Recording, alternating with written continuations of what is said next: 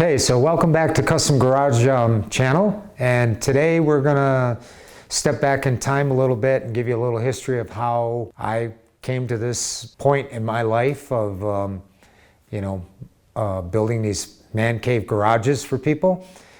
Started off, I was born and raised in Detroit, and when I was probably about 5-6 years old, my dad had a 55 Chevy Bel Air, which he was very proud of. And I managed to crawl inside of it, and somewhere I found a small ball peen hammer of all things. And I don't know if you know much about a 55 Chevy, but back then the dashes were made out of metal. So I don't know if that's what started my career in the collision business, working with metal, shaping and reshaping and restoration work, but I managed to cave in the whole dashboard.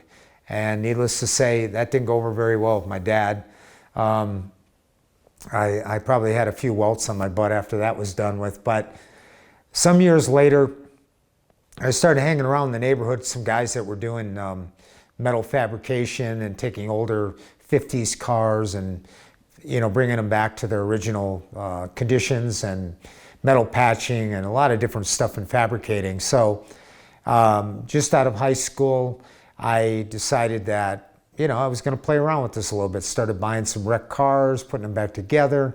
Pretty soon the neighbors noticed what I was turning out, and they got all excited, and next thing you know, my driveway's full of work.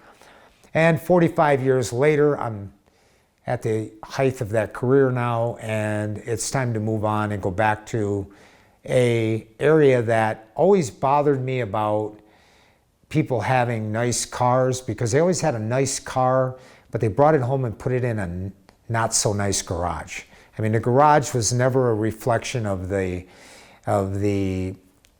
work and the hours and everything that went into these cars, and they look so beautiful, and then you drive them in this drab garage with poor lighting and just no storage, and you hope that your ladder doesn't fall over and hit your restoration job. And I just felt that in today's world, we all want something of our own, different, whether it's a garage, whether it's our living room, whether it's the wife that wants that that kitchen that's just perfect for her.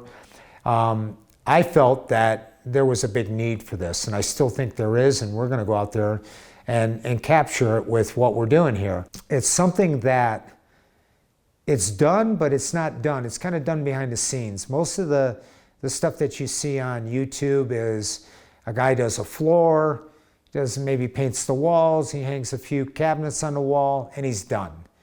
To me, that's the start of it. Where we're going with this is we're going to take this to the next level. We're going to step it up, a few notches, and we're going to get people the custom garage that they deserve. And that means whatever it takes. They want a hoist in the floor, they want a pit in the floor that they can crawl underneath their car and do underneath work to it as it's parked in the garage. If they want to raise it up on a hoist, we're going to do hoist.